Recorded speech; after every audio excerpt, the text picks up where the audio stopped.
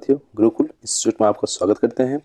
आज हम डिस्कस करेंगे फरवरी 2014 में जो पूछा गया था उसका सोशल साइंस के बारे में। ठीक है, सोशल साइंस स्टडी के बारे में, जो कि यहाँ से 90 से 31 से 90 तक है सीक्वेंस वाइज, और उस पर हम डिस्कस करेंगे। आपको उसको समझाने की कोशिश करेंगे। जहाँ आपको कोई दिक्कत लगे आप कमेंट के माध्यम से बता सकते हैं। ठीक है, चलिए 31 नंबर प्रश्न की तरफ चलते हैं। और हिंदी इंग्लिश मीडियम दोनों तरफ दिया गया है। जो इंग्लिश मीडियम वाले हैं कृपया करके बाएं तरफ देखिए, जो हिंदी मीडियम वाले हैं वो दाएं तरफ देखिए। ठीक है, आंध्र प्रदेश में वंदे मातरम आंदोलन को निम्नलिखित में से किस नाम से जाना जाता है? मेरे प्यारे साथियों, इसके बारे में आंसर जानने से पहले हम इसके बारे में कुछ डिटेल जानकारी ले लेते हैं। ठीक है, उससे क्या होगा ना, कंसेप्ट क्लियर हो जाएगा। देखिए, भारत में 1905 ईस्वी में बंगाल विभाजन के विरोध में चलाए जा रहे थे। क्या चलाए जा रहे थे? स्वदेशी आंदोलन। ठीक है, स्वदेशी कहने का मतलब अपना देश का जो भी प्रोडक्ट हो वही चलेगा, बाद बाकी विदेशी को बाइकआउट किया जा रहा था। ठीक है, इसी आंदोलन के स्थान पर आंध्र प्रदेश में वंदे मातरम आंदोलन चलाया गया। ठीक है, देखिए भारत में कौन सा आंदोलन चलाया जा रहा था? स्वदेशी आंदोलन। वही आंध्र प्रदेश में इसी आंदोलन के आधार पर वंदे मातरम आंदोलन चलाया जा रहा था। ठीक है, आए समझ में? यहाँ तक क्लियर हो गया है? तो क्या होगा? स्वदेशी आंदोलन। ठीक है, यहाँ तक 31 का 2 मॉनसून ठंडा बहुत बढ़ गया है, इसलिए थोड़ा दिक्कत फेस कर रहे हैं। चलिए 32 नंबर की तरफ चलते हैं। निम्नलिखित में से किस विदुषी ने स्त्री और पुरुष के बीच सामाजिक अंतरों की आलोचना पर आधारित पुस्तक स्त्री पुरुष तुलना का लेखन किया? मेरे प्यारे साथियों, इसका सही जवाब होगा ताराबाई शिंदे। ठीक है, इस शिंदे जी के बारे में कुछ हम जानकारी इकट्ठा कर लेते हैं। ठीक है, ताराबाई शिंदे जो थे एक नारीवादी कार्यकर्ता थे। ठीक है, यहाँ तक क्लियर हो गया है। और वह जो थे सत्यशोधक समाज के संस्थापक जो थे हरि शिंदे, उसकी बेटी थी। ठीक है, यहाँ तक क्लियर हो गया है। उनका जन्म जो हुआ था महाराष्ट्र के बडहार प्रांत में 1850 ईस्वी में। ठीक है, यहाँ तक क्लियर हो गया है। चलिए आगे चलते हैं, 33 नंबर प्रश्न की तरफ चलते हैं। 19वीं सदी में ईसाई मिशनरी ने भारत में क्रिश्चियन शिक्षा को क्यों लागू करना चाहा? मेरे प्यारे साथियों, देखिए इसका सही जवाब होगा भारतीयों को कंपनी सरकार के प्रति वफादार बनाने के लिए। ठीक है, यहाँ तक क्लियर हो गया है। अब हम चलते हैं 34 नंबर प्रश्न की तरफ। 19वीं सदी में ब्रिटेन के औद्योगिकरण के साथ निम्नलिखित में से कौन सा परिवर्तन हुआ? मेरे प्यारे साथियों, ये हुआ भारत ब्रिटिश औद्योगिक उत्पादों के लिए बड़ा बाजार बन गया। देखिए इसके बारे में कुछ जानकारी हम इकट्ठा कर लेते हैं। देखिए मेरे प्यारे साथियों, 19वीं सदी के प्रारंभ में जो था ब्रिटेन में औद्योगिकरण का तीव्र गति से विकास हुआ। क्यों विकास हुआ? क्योंकि भारत के कच्चे माल जो थे ब्रिटेन में भेजा जाता था और वहाँ से तैयार माल को भारत में बेचा जाता था। इससे क्या हुआ? भारत का घरेलू उद्योग में काफ़ी गिरावट आई। ठीक है, इस प्रकार से भारत ब्रिटिश औद्योगिक उत्पादों के लिए बड़ा बाजार बनकर रह गया। सिंपल सी बात है, यहाँ का कच्चा माल वहाँ भेज के वहाँ वस्तु बनाकर यहाँ महंगी वस्तु बेचना, तो फिर तो भारत का आर्थिक स्थिति तो वैसे ही गड़बड़ा जाएगा। ठीक है, अब हम चलते हैं 35 नंबर प्रश्न की तरफ। 35 नंबर प्रश्न क्या कहता है? भू राजस्व के कोने से समझौते में राजाओं और तालुकदारों को जमींदारों के रूप में मान्यता दी गई। देखिए ये अस्थायी समझौता। अब हम समझते हैं अस्थायी समझौता के बारे में कुछ जानकारी। ठीक है, देखिए जब 1993 ईस्वी में बंगाल का गवर्नर जनरल लॉर्ड कॉर्नवालिस ठीक है ने जेम्स ग्रांट एवं जॉन सोट से विचार विमर्श कर अस्थायी बंदोबस्त व्यवस्था लागू किया था। ठीक है, इस व्यवस्था के अंतर्गत जमींदारों को, जो उस टाइम में जमींदारों होते थे, उसको भूमि का स्थायी मालिक माना गया था। ठीक है, तथा उनसे मालगुजारी के रूप में एक निश्चित आय हमेशा के लिए तय कर ली जाती थी। ठीक है, जिस टाइम में उस टाइम में जमींदार सब थे उससे वो क्या करता था? संपर्क कर लेता था एक निश्चित आय में, और उसको जमींदारी किसानी से वसूले गए लगान का 10/12 भाग सरकारी कोष में जमा करता था। ठीक है, यह व्यवस्था को भारत के 19% भूमि पर लागू कर दिया गया था। जैसे में कौन कौन सा राज्य इसमें आता है? बंगाल आता है, बिहार आता है, उड़ीसा आता है, उत्तर प्रदेश आता है, इत्यादि आता है। ठीक है, यहाँ तक क्लियर हो गया है? समझ गए ना अस्थायी बंदोबस्त से? चलते हैं 36 नंबर प्रश्न की तरफ।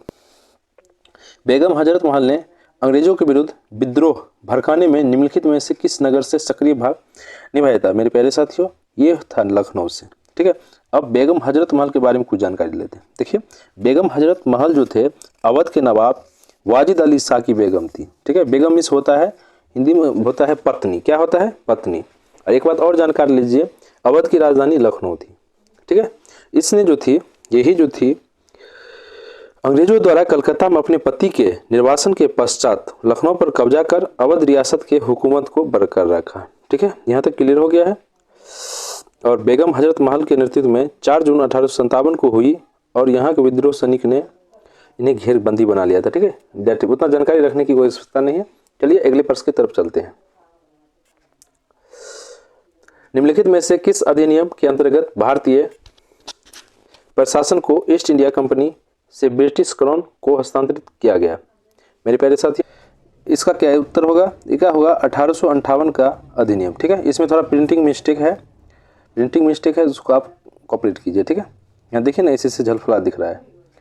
यहाँ तक क्लियर हो गया है। देखिए 1 नवंबर 1858 को महारानी विक्टोरिया ने घोषणा करते हुए भारत के लिए 1858 का अधिनियम पारित किया, जिसका मुख्य उद्देश्य था भारत के उत्तम प्रशासन के लिए था। ठीक है, देखिए इस अधिनियम के क्या क्या हुआ था। इस अधिनियम के अधीन तत्कालीन समस्त भारतीय क्षेत्र जो कंपनी के नियंत्रण में थे, वे सब क्या हुआ? क्राउन में निहित हो गया तथा उन पर क्राउन द्वारा तथा उसके नाम से सीधे शासन किया जाने लगा। ठीक है, ये एक तरफ से भारतीयों के लिए बेकार ही था ना, जिसके अगर मेरे पास कोई शासन हो और डायरेक्ट कोई छीन ले, ये एक तरफ से नाइंसाफी हुआ ना। अब हम 38 नंबर चलते हैं। मध्यकालीन असम में पाइक निम्नलिखित में से क्या था? यदि आपको मेरा मेहनत से थोड़ा सा भी ये हो तो कृपया करके वीडियो को लाइक सब्सक्राइब करना ना भूले। ठीक है, चलिए आगे चलते हैं। मध्यकालीन असम में पाइक निम्नलिखित में से क्या थे? मेरे प्यारे साथियों, पाइक क्या थे?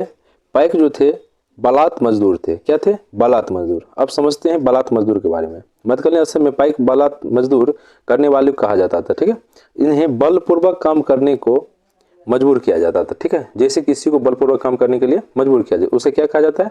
बालात मजदूर। ठीक है, अब हम चलते हैं 39 नंबर प्रश्न की तरफ।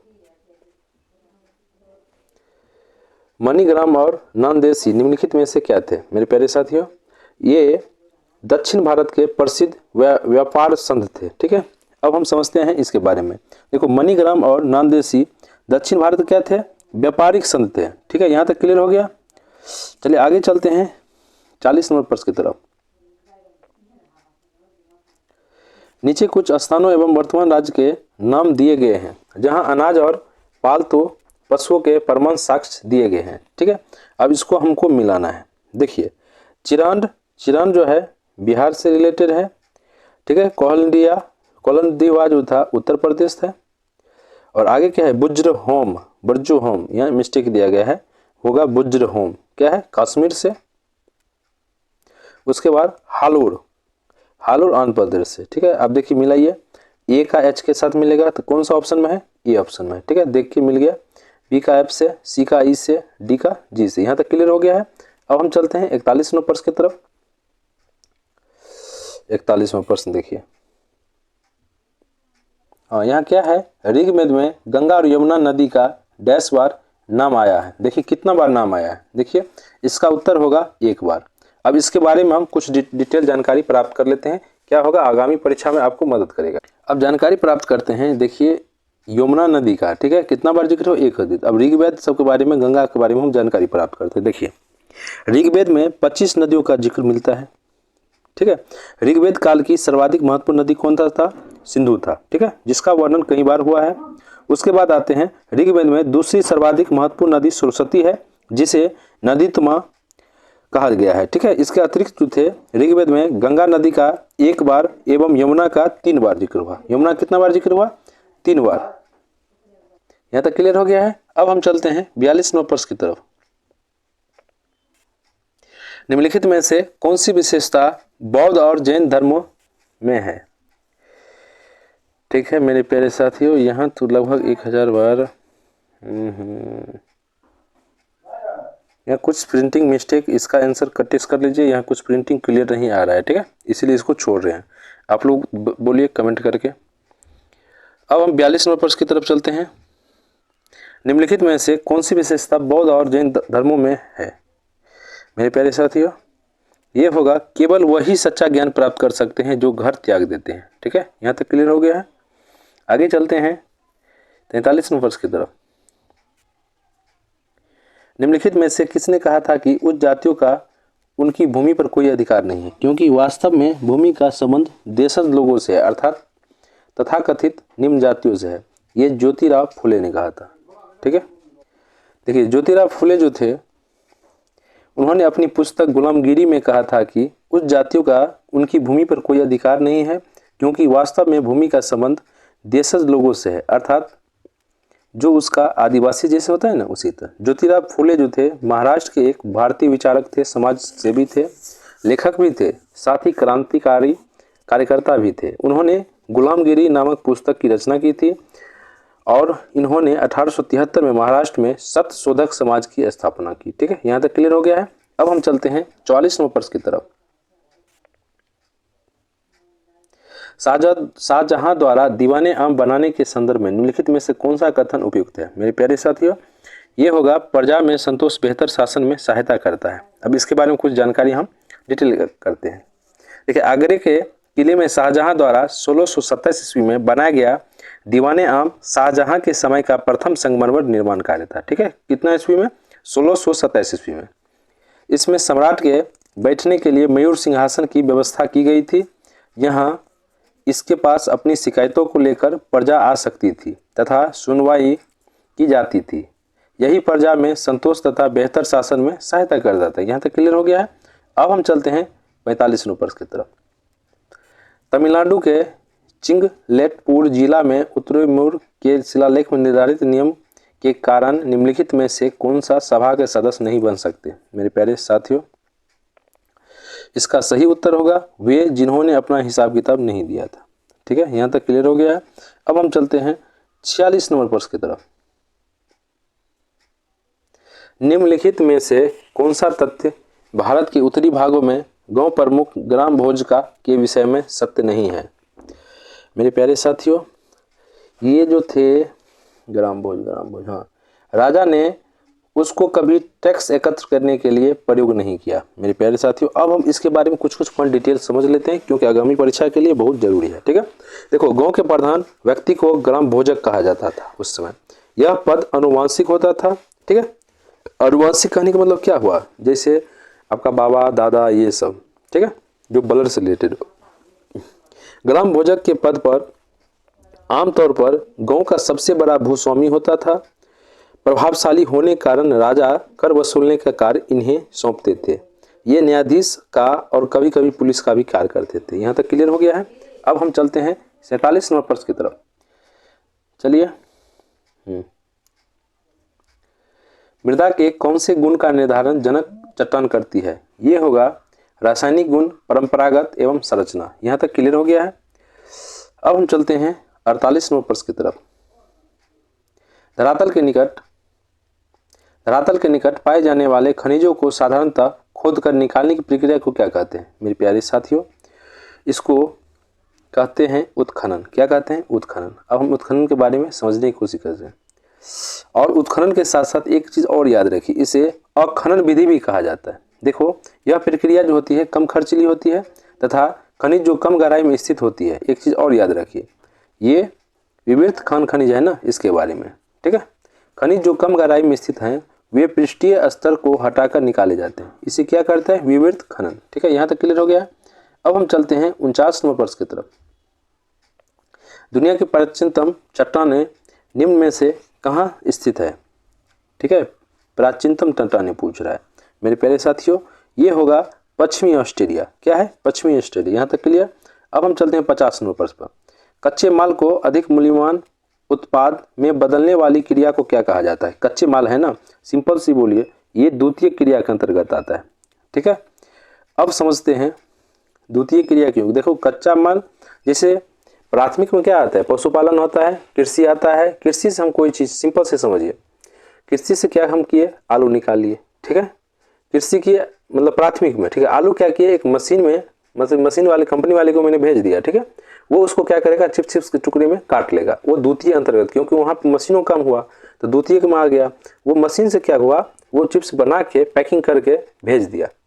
ठीक है, वो तृतीय क्रिया के अंतर्गत आएगा। ठीक है, तृतीय क्रिया को सेवा कहा जाता है। ठीक है, अब इसको मैं एक बार थोड़ा सा और आसानी से मैं आपको समझाता हूँ। देखिए, कच्चे माल को अधिक मूल्यवान उत्पाद में बदलने वाली क्रिया को द्वितीय क्रिया कहते हैं। ठीक है, क्योंकि आप आलू लीजिएगा, अगर 20 रुपये किलो देगा, वही अगर 1 किलो आलू का चिप्स बनाइएगा तो उसका दाम उससे 15 गुना 20 गुना ज़्यादा हो जाएगा। ठीक है, यहाँ तक क्लियर हो गया है।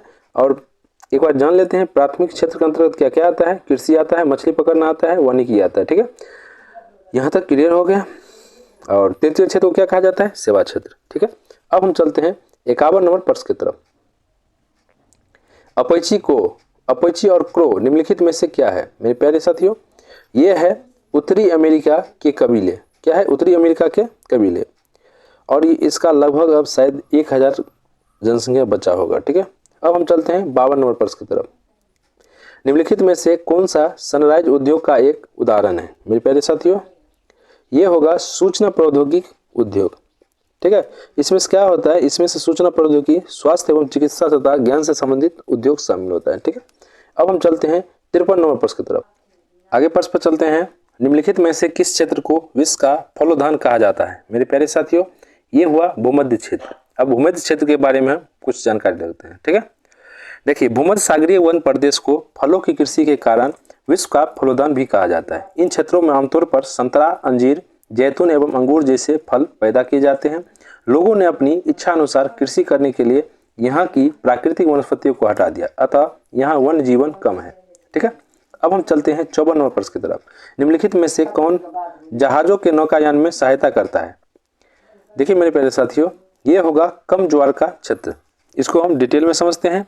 उच्च ज्वारीय क्षेत्र जहाजों के सॉरी मिस्टेक हो गया। उच्च ज्वार हम समझ गए थे। ठीक है, उच्च ज्वार होगा। ठीक है, देखिए अब इसके बारे में डिटेल समझते हैं। उच्च ज्वारीय क्षेत्र जो है जहाजों के नौकायान में सहायता करता है। इसका प्रमुख कारण है उच्च ज्वारीय क्षेत्र में सागरीय तरंगों की गति तीव्र हो जाती है तथा इन क्षेत्रों में जलों का अधिक होता है, अतः जल की अधिकता एवं तीव्र सागरीय तरंग जहाज को आगे बढ़ाने में सहायता करती है। यहाँ तक क्लियर हो गया है। आगे चलते हैं 55 नंबर प्रश्न की तरफ। पृथ्वी द्वारा प्रसारित रेडियो तरंगों को वापस पृथ्वी पर कौन परावर्तित करता है? मेरे प्यारे साथियों, देखिए आयन मंडल को क्या कहा जाता है? समताप मंडल। आयन मंडल को क्या कहा जाता है? मंडल।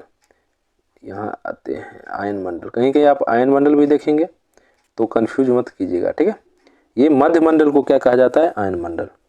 यहाँ तक क्लियर होगा। अब हम समझते हैं इसके बारे में कुछ जानकारी लेते हैं। देखिए, आयन मंडल जिसको मध्य मंडल कहा जाता है, वायुमंडल की ऐसी परत है जिससे विभिन्न आवृत्ति की रेडियो तरंगें परावर्तित होती है और साथ ही इसमें विद्युत आवेशित कणों की अधिकता होती है। ठीक है, और ऊंचाई के साथ तापमान बढ़ने लगता है। आयन मंडल मध्य मंडल के अंतर्गत आता है। किसके अंतर्गत आता है? मध्य मंडल के। ठीक है, तथा इसी तापमंडल के नीचे का क्षेत्र आयन मंडल कहलाता है। और एक बात और याद रखिए, मध्य मंडल के ऊपर तापमंडल होता है। ठीक है, इस प्रकार हम कह सकते हैं कि रेडियो तरंगे जो है इसी मंडल में होता है। ठीक है, अब हम चलते हैं 56 नंबर प्रश्न। पर्यावरण में संतुलन बिगड़ जाता है यदि निर्वनीकरण तथा भू अपरदन चलता रहे। ठीक है, इसके जानकारी हम देखें। वनों के अंधाधुंध कटाई के कारण पर्यावरण के अनेक प्रकार की समस्या आती जा रही है। साथ में जैसे में ग्लोबल वार्मिंग मतलब पृथ्वी गर्म हो रहा है। ठीक है, यही समस्या ज़्यादातर और हानिकारक हो रहा है। ठीक है, अब हम चलते हैं 57 नंबर प्रश्न की तरफ।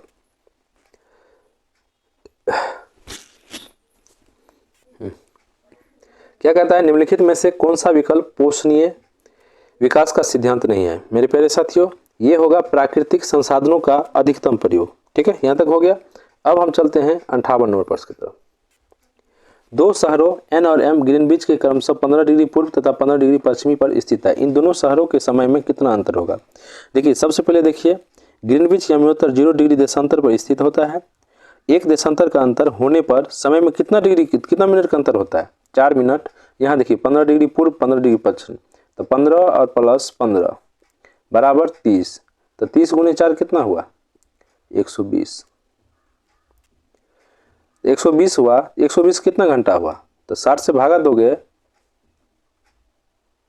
2 घंटा। कितना घंटा हुआ? 2 घंटा। ठीक है, इसको मिटा दे, स्क्रीनशॉट लेना है ले लीजिए।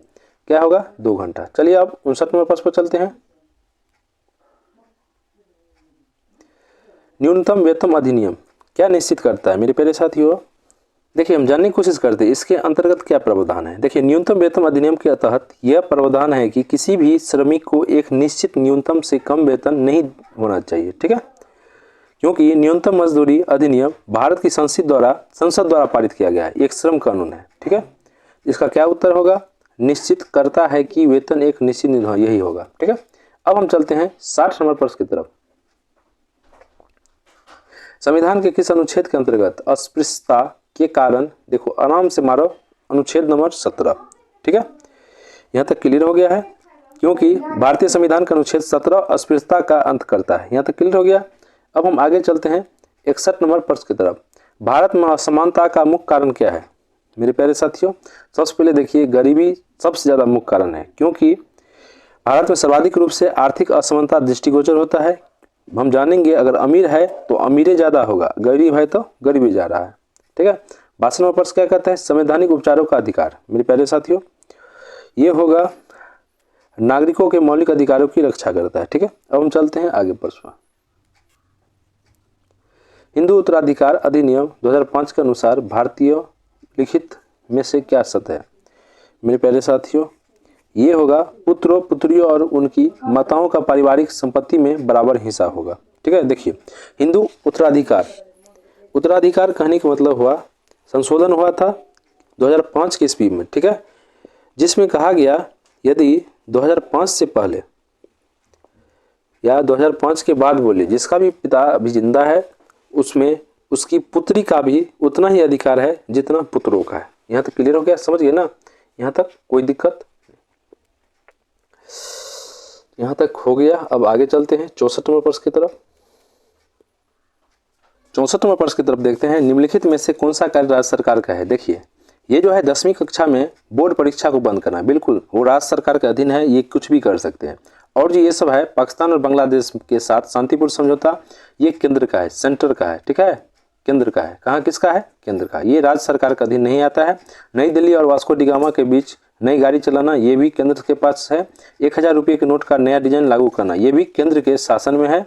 एक सिर्फ बच गया, 10वीं कक्षा में बोर्ड परीक्षा को बंद राज्य सरकार करवा सकता है, उसके पास राइट है, ठीक है। यहाँ तक क्लियर हो गया है। अब हम चलते हैं 65 नंबर प्रश्न। देखिए क्या है, जो इंग्लिश मीडियम के बच्चे इधर है कृपया वीडियो को लाइक कीजिए, ठीक है, वीडियो को लाइक सब्सक्राइब एंड अपने दोस्तों में शेयर कीजिए, क्योंकि एग्जाम इसका बहुत नज़दीक आ गया है, ठीक है। ज्ञान बांटने से घटेगा नहीं, इतना याद रखिएगा, ठीक है। तो दलित और आदिवासी लड़कियां द्वारा स्कूल छोड़ने की दर सबसे अधिक क्यों है। देखिए सबसे पहली बात है गरीबी और सामाजिक भेदभाव के कारण, ठीक है, यही कारण है, इसका प्रमुख कारण यही है, ठीक है, जो आजकल ज़्यादा छोड़े, क्योंकि पीढ़ी दर पीढ़ी चलने वाली निर्धनता और छुआछूत जैसी सामाजिक बुराइयां उनकी शिक्षा एवं कौशल विकास के लिए सबसे बड़ा अवरोध है। यहाँ तक क्लियर हो गया है। अब हम चलते हैं 66 नंबर प्रश्न की तरफ। 66 नंबर प्रश्न को देखते हैं, निम्नलिखित में से कौन सा विज्ञापन सामाजिक नहीं है। ठीक है मेरे प्यारे साथियों, ये है जीवन बीमा, जिंदगी के साथ भी जिंदगी के बाद भी, ठीक है, ये सामाजिक नहीं है, विज्ञापन सामाजिक नहीं है। अब इसके बारे में कुछ जानकारी लेते हैं। देखिए लेन देन में गाड़ी चलाना बुद्धिमत्तापूर्ण है, ठीक है, ये बुद्धिमत्तापूर्ण, ये तो ठीक है। उसके बाद है पानी की प्रत्येक बूंद बचाइए एवं अतिथि देवो भव, ये सब सामाजिक विज्ञापन है, ये भी है। अतिथि देवो भव ये भी है, ठीक है। बल्कि जीवन बीमा जिंदगी के साथ भी जिंदगी के बाद भी एक सामाजिक विज्ञान ना होकर परिवार का विज्ञापन है। ये किसका विज्ञापन है, परिवार का, ठीक है, ये सब समाज का है, ठीक है। यहाँ तक क्लियर हो गया है। अब चलते हैं 67 नंबर प्रश्न की तरफ।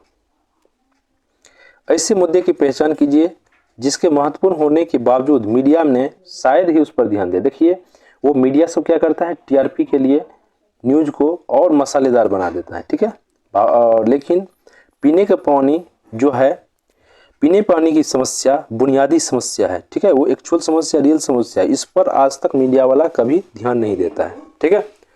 ध्यान क्या देगा, फर्जी न्यूज़ सब पर पूरा पूरी, क्योंकि उसको टीआरपी लेना है, टीआरपी लेने के लिए वो कोई भी न्यूज़ चला देगा, लेकिन जो जेन्युइन है उस पर वो डिस्कस नहीं करेगा, ठीक है, थोड़ा सा भी ध्यान नहीं देता है। आगे चलते हैं 68 नंबर प्रश्न की तरफ। न्यायपालिका के संदर्भ में निम्नलिखित प्रावधानों में से भिन्न को पहचानिए। मेरे प्यारे साथियों, ये इसका शक्तियों का पृथक्करण। ठीक है, अब इसके बारे में कुछ जानकारी लेते हैं। ठीक है, भारतीय संविधान के भाग 4 के नीति निर्देशक तत्व के अंतर्गत अनुच्छेद 50 के तहत न्यायपालिका एवं कार्यपालिका के कार्य क्षेत्र अलग अलग किया गया है। ठीक है, न्यायाधीशों की नियुक्ति सरकारी हस्तक्षेप के बिना राष्ट्रपति करते हैं। इनका सेवाकाल 65 वर्ष तक निश्चित किया गया है। ठीक है, अब हम चलते हैं 69 नंबर प्रश्न की तरफ।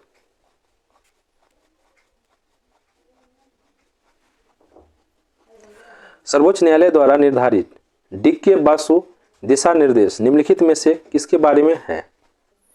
देखिए, ये है किसी व्यक्ति को गिरफ्तार करके रोके रखने तथा उनसे पूछताछ करने के लिए विभिन्न एजेंसियों द्वारा प्रयोग किए जाने वाले तरीका। यहाँ तक क्लियर हो गया है। अब हम चलते हैं 70 नंबर प्रश्न की तरफ। सुभाष कुमार बनाम बिहार राज्य 1991 के मामले में सर्वोच्च न्यायालय ने निम्नलिखित में से क्या निर्णय दिया था? मेरे प्यारे साथियों, ये होगा जीवन के अधिकार में प्रदूषण मुक्त पानी और हवा पर अधिकार शामिल है। मेरे प्यारे साथियों, क्यों कहा था? क्योंकि इसे भारतीय संविधान के मौलिक अधिकार के अनुच्छेद 21 के तहत प्राण एवं दैहिक स्वतंत्रता के अंतर्गत रखा गया है, क्योंकि प्रदूषण रहित पानी एवं हवा मूल अधिकार की श्रेणी में आता है। अब हम चलते हैं 71 नंबर प्रश्न की तरफ। वर्तमान स्कूल आधारित आकलन में पारंपरिक बाहरी परीक्षा की किस विशेषता को शामिल नहीं किया जाता है? मेरे प्यारे साथियों, इसका क्या जवाब होगा? आप जवाब देखिए, क्या होगा? अधिगम के केवल शैक्षिक पक्ष पर बल क्या होगा? बल नहीं दिया जाता है, बल्कि प्रायोगिक शिक्षा प्रणाली पर विशेष ध्यान दिया जा रहा है और पारंपरिक ज्ञान के स्थान पर आधुनिक शिक्षण पद्धति को अपनाया जा रहा है, ताकि विषय वस्तु को प्रयोग और अनुभव के आधार पर सिखाया जाए। यहाँ तक क्लियर हो गया है। अब हम चलते हैं 72 नंबर प्रश्न की तरफ। एक नए प्रकार के कार्य को देने से पहले शिक्षिका को अपने विद्यार्थियों को अवश्य बताना चाहिए। क्या बताना चाहिए? कि इस कार्य को करने से प्राप्त अधिगम से उसकी विद्यार्थियों से अपेक्षा क्या है। ठीक है, अधिगम एक, देखिए ध्यान दीजिए, अधिगम के बारे में समझते हैं।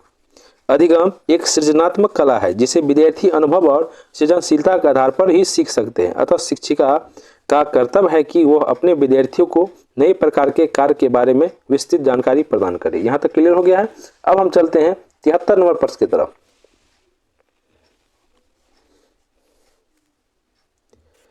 आठवीं कक्षा के 4 बच्चों से व्यर्थ सामग्री से कुछ रचनात्मक वस्तुएं बनाने को कहा गया था। कार्य पूरा होने पर शिक्षक ने निम्नलिखित टिप्पणी की। इस सूचना के आधार पर सबसे अधिक रचनात्मक बच्चे को चुनिए।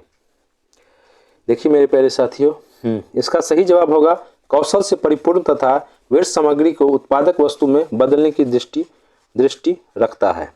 ठीक है, यहाँ तक क्लियर हो गया है। यहाँ तक किसी प्रकार की कोई दिक्कत नहीं होना चाहिए। ठीक है, अब हम चलते हैं 74 नंबर प्रश्न की तरफ। तो नीचे कर लेता हूं। सामाजिक विज्ञान में परियोजना कार्य, और परियोजना कार्य भी समझेंगे। ठीक है, परियोजना कार्य से क्या मतलब है? देखिए मेरे प्यारे साथियों, उसमें क्या क्या है महत्वपूर्ण, उसके बाद थोड़ा एक सेकंड, इसका क्या होगा? ये बी भी होगा यदि उनमें संग्रहण और विश्लेषण नहीं करना हो, साथ ही यदि पाठ्यक्रम के अंतर्गत संदर्भों पर आधारित हो तो क्या होगा? एक सेकंड, थोड़ा मिस्टेक हो गया। यदि उसमें विश्लेषण नहीं, ये तो नहीं हो सकता है भाई, ये नहीं होगा, ये भी नहीं होगा। यदि पाठ्य सामग्री के अंतर्गत संदर्भों पर अधिक आधारित हो, उसके बाद कक्षा अथवा घर पर समूह में कार्य करने के लिए उपयुक्त विकल्पों में से कौन से 2 सही है? ठीक है, ये होगा सी और डी। अब हम चलते हैं 75 नंबर प्रश्न की तरफ। सामाजिक विज्ञान के अध्यापकों के लिए क्षमता निर्माण कार्यक्रम अनिवार्य है। क्योंकि मेरे प्यारे साथियों, उन्हें सामाजिक विज्ञान के विभिन्न घटकों की अवधारणाओं और शिक्षण पद्धति में स्पष्टता की जरूरत है। ठीक है, बिल्कुल। अब हम जानते हैं सामाजिक विज्ञान। ठीक है, सामाजिक विज्ञान एक जटिल विषय है। ठीक है, प्रायोगिक स्तर पर ही इसका गुणात्मक अध्ययन संभव है। इसकी शिक्षण पद्धति में इसी प्रणाली को अपनाया जाता है। यहाँ तक क्लियर हो गया है। अब हम चलते हैं 76 नंबर प्रश्न की तरफ। आप लोग कृपया करके वीडियो को लाइक करते रहिए। ठीक है, एक बार नहीं हो तो 10 बार लाइक कर दीजिए। सामाजिक विज्ञान की किसी कक्षा में निम्नलिखित में से कौन सा तरीका यह समझाने के लिए उपयुक्त है कि ग्रामीण क्षेत्रों में सार्वजनिक और खुले स्थान पर तेजी से लुप्त हो रहे हैं मेरे प्यारे साथियों। ये होगा सर्वेक्षण परियोजना। क्या है? सर्वेक्षण परियोजना। ठीक है, देखिए संसाधनों का अभाव में सर्वेक्षण परियोजना से संबंधित कार्य सिमट रहे हैं, अतः आधुनिक समय में कंप्यूटरों की सहायता द्वारा छात्रों को संपूर्ण ज्ञान देने का प्रयास किया जा रहा है। आगे चलते हैं 77 नंबर पे, बस हो गया, 90 नंबर तक है। राष्ट्रीय शिक्षा नीति 1986 ने निम्नलिखित में से किसके लिए एकीकृत कार्यक्रम विकसित करने का सुझाव दिया है? मेरे प्यारे साथियों, ये होगा विकलांग बच्चों के नियमित स्कूल में पढ़ने के लिए। यहाँ तक क्लियर हो गया है। अब हम चलते हैं 78 नंबर प्रश्न की तरफ। 8वीं कक्षा की एक छात्रा किसी दिए गए विषय पर लिखने में अक्षम होने के कारण परेशान है। उनकी अध्यापिका उसे सलाह देती है कि वह दिए गए कार्य को ऐसे भागों में बांटकर करे जिनकी उसको अच्छी तरह से समझ हो। इस तरीके के लिए निम्नलिखित में से कौन सा अधिक उपयुक्त है? मेरे प्यारे साथियों, ये होगा विषय से संबंधित जानकारी देने वाले दो स्रोत खोजे और उनके बीच समानता ढूंढे। ठीक है, यहाँ तक क्योंकि देखो ध्यान दीजिए, क्योंकि विषय की संपूर्ण जानकारी होने पर ही सार्थक लेखन प्रणाली को सुधारा व महत्वपूर्ण तथ्यों को लेखन में शामिल किया जा सकता है और इससे छात्र को लिखने में परेशानी नहीं होगी। यहाँ तक क्लियर। अब हम चलते हैं 79। निम्नलिखित में से किस उपागम को NCERT द्वारा प्रकाशित पाठ्यपुस्तक सामाजिक और राजनीतिक जीवन में निहित विचारों से विद्यार्थियों को अवगत कराने के लिए अधिक प्रयोग किया गया था? ये होगा कहानी बोर्ड। ठीक है, देखो कहानी बोर्ड के माध्यम से क्या होता है, क्योंकि इसके द्वारा सामाजिक एवं राजनीतिक शैली तथा इसकी पृष्ठभूमि को ठीक प्रकार से समझा जा सकता है। ठीक है, एक कहानी स्टोरी बोर्ड ही एक ऐसा है, एक रियल लाइफ दर्शाता है। ठीक है, अब बस 10 बच गया है, इसको लगा के सामाजिक विज्ञान की पाठ्य सामग्री को। ठीक है मेरे प्यारे साथियों, इसका होगा सुपरिचित सामाजिक वास्तविकता के बारे में गहन जानकारी एकत्र करने तथा प्रश्न पूछने के माध्यम से विद्यार्थियों की जागरूकता बढ़ाने का उद्देश्य रखना चाहिए। आगे चलते हैं। पाठ्यपुस्तकों को सभी क्षेत्रों और सामाजिक समूहों का प्रतिनिधित्व करने वाली बनाने के लिए मेरे प्यारे साथियों, ये होगा स्थानीय संसाधनों से प्रासंगिक स्थानीय सामग्री शिक्षण अधिगम प्रक्रिया का भाग होनी चाहिए। ठीक है, अब हम चलते हैं 82 नंबर प्रश्न की तरफ। विद्यार्थियों को लैंगिक मुद्दों तथा लैंगिक भेदभाव में सामाजिकरण की भूमिका के प्रति संवेदनशील बनाने के लिए स्कूलों को निम्नलिखित में से क्या करना चाहिए? मेरे प्यारे साथियों, इसको अध्यापकों को केस अध्ययन के लिए कहना चाहिए तथा उनसे अच्छे उदाहरण मांगना चाहिए। देखिए, क्योंकि केस स्टडी के द्वारा इसके नकारात्मक प्रभावों को आसानी से समझा जा सकता है। लैंगिक विषमता सामाजिक मूल्यों की नींव को कमजोर करती है, अतः इसके सकारात्मक प्रभाव को समझने का प्रयास करना चाहिए। ठीक है, आगे चलते हैं 83 नंबर प्रश्न की तरफ। राज्य सरकार के कार्यों पर चर्चा करते हुए स्वास्थ्य, जल, यातायात इत्यादि से संबंधित मुद्दों पर चर्चा की जा सकती है, जिससे क्या होगा, शिक्षार्थी इन मुद्दों को समझने तथा इन पर आलोचनात्मक विचार बनाने के लिए स्वतंत्र हो। ठीक है, अब हम चलते हैं 84 नंबर प्रश्न की तरफ। राष्ट्रीय पाठ्यचर्या की रूपरेखा 2005 प्रस्तावित करता है कि भूगोल पढ़ाया जाए, जिससे क्या होगा, जिससे पर्यावरण चिंताओं तथा इसके संरक्षण के संबंध में आलोचनात्मक समझ पैदा हो। ठीक है, यहाँ तक क्लियर हो गया है। अब हम 86 नंबर प्रश्न की तरफ चलेंगे। सामाजिक विज्ञान की शिक्षण पद्धति तथा संसाधनों के बारे में राष्ट्रीय पाठ्यचर्या की रूपरेखा 2005 के अनुसार सामाजिक विज्ञान के शिक्षण के लिए निम्नलिखित में से किसे अपनाना चाहना चाहिए? यह होगा ऐसे तरीके जो रचनात्मक और आलोचनात्मक परिप्रेक्ष्य को बढ़ावा देते हैं। देखिए ध्यान दीजिए, समझने की कोशिश कीजिए, क्योंकि किसी भी विषय की व्यापक मतलब बहुत ज़्यादा जानकारी हासिल करने के लिए अध्ययन पद्धति की भूमिका महत्वपूर्ण होती है। संसाधनों का सही उपयोग हो सके, इसके लिए रचनात्मक पद्धति को अपनाया जाना चाहिए तथा आलोचनात्मक पद्धति को अपनाने से बुनियादी आवश्यकताओं में आई कमी को दूर किया जा सकता है। ठीक है, अब हम 86 नंबर प्रश्न की तरफ चलेंगे। बस 90 तक प्रश्न है, आप लोग धैर्य बना के देखिए। किसी सामाजिक विज्ञान की कक्षा में ढांचा का मुख्य लक्ष्य होता है। क्या लक्ष्य होता है मेरे प्यारे साथियों? ये होता है स्वतंत्र सोच निर्मित होने तक विद्यार्थियों की सहायता करना। ठीक है, यहाँ तक क्लियर हो गया है। अब हम चलते हैं 87 नंबर प्रश्न की तरफ। सूचना को छोटे छोटे भागों में बांटकर अंश तथा पूर्ण में संबंध स्थापित करने की योग्यता क्या कहलाता है? मेरे प्यारे साथियों, ये कहलाता है विश्लेषण करना। ठीक है, यहाँ तक क्लियर हो गया है। अब हम चलते हैं, बस 2-3 और बच गया। शैक्षिक गतिविधियों पर विद्यार्थियों द्वारा खर्च किए जाने वाले समय को बढ़ाने के लिए अध्यापक को निम्नलिखित में से क्या करना चाहिए। मेरे प्यारे साथियों, कक्षा की गतिविधियों तथा संपूर्ण काल के लिए योजना बनाए, पढ़ाए और समय सारणी लागू करें। यहाँ तक क्लियर हो गया है। अगर वीडियो पसंद आए तो प्लीज़ लाइक, सब्सक्राइब, शेयर कीजिए। ठीक है, जितना अधिक हो शेयर कीजिए और ज्ञान को फैलाइए। ठीक, यहाँ तक क्लियर हो गया है। अब हम चलते हैं 89 पर्स पे। प्रेरक अधिगम, इंडक्टिव लर्निंग, निम्नलिखित में से किस उपागम के विपरीत है। मेरे प्यारे साथियों, ये होगा प्रतिपादक शिक्षण। इसके बारे में जानते हैं। प्रेरक अधिगम प्रतिपादक शिक्षण के विपरीत है, क्योंकि प्रेरक अधिगम का प्रयोग विज्ञान के अध्ययन में किया जाता है। इसमें प्रयोग प्रणाली द्वारा अध्ययन पर विशेष बल दिया जाता है और प्रतिपादक शिक्षण का प्रयोग सामाजिक विज्ञान के अध्ययन में सर्वाधिक प्रचलित है। ठीक है, यहाँ तक क्लियर हो गया। बस अब लास्ट पर्स बचा है। निम्नलिखित में से कौन सा कथन सामाजिक विज्ञान शिक्षण में प्रभावकारी चिंतन व्यवहार के प्रति संदर्भ में सत्य स्थापित करता है। यह होगा समवयस्क शिक्षण ध्यान से करना चाहिए, क्योंकि इससे शिक्षक विद्यार्थियों के अपने वैचारिक क्षमता प्रभावित होते हैं। मेरे प्यारे साथियों, यहाँ तक क्लियर हो गया है।